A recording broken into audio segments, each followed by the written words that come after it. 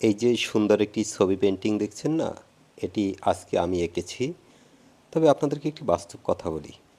আসলে আমি যাই করি না কেন, ছবি আঁকা বলুন, গল্প, কবিতা, অভিনয়, আবৃত্তি, সর্বশেষ তথ্য প্রযুক্তি, ওয়েবসাইট তৈরি, এই যা কিছু করি না কেন, আমার কোনো কিছুতে কিন্তু কোনো একাডেমিক প্রশিক্ষণ নেই।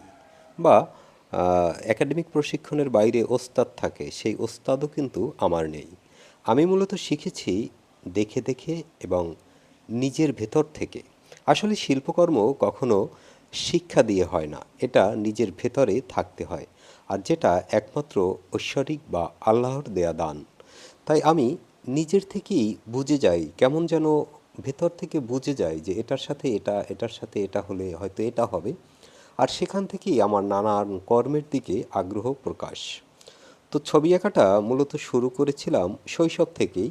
প্রথমে কলমে, খাতায়, পেন্সিল দিয়ে, তারপরে শৈশবে মাটি দিয়ে বিভিন্ন রকমের জিনিস তৈরি করতাম। কিন্তু 97 সালের পর থেকে মূলত রং তুলি হাতে নেয়া, আর সেখান থেকেই ছবি আঁকার সূচনা হয়েছিল। তারপর সুদীর্ঘ একটা পথ চলে গেছে। যাই হোক, তো যে কোনো কিছুই আপনি করতে চান না কেন, তার জন্য প্রবল ইচ্ছা শক্তি থাকতে হয়।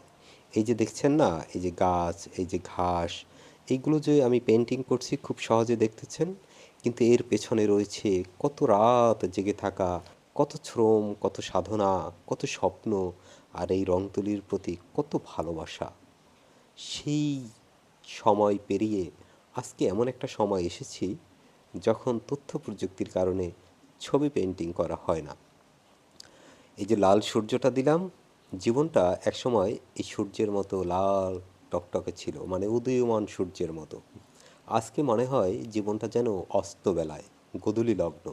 তাই আজকে এই গোধূলি বেলার সেই ছবিটি পেন্টিং করার চেষ্টা করলাম, যেখানে সবুজ রঙটি হারিয়ে গেছে এবং সন্ধ্যার আগে কালো অন্ধকার যে একটা অবস্থা থাকে, এবং পশ্চিম আকাশটা যেরকম থাকে, মানে এটা আমার একটা শিল্পকল্পনা, যদিও বাস্তবতার সাথে এর মিল নেই এই ছবির।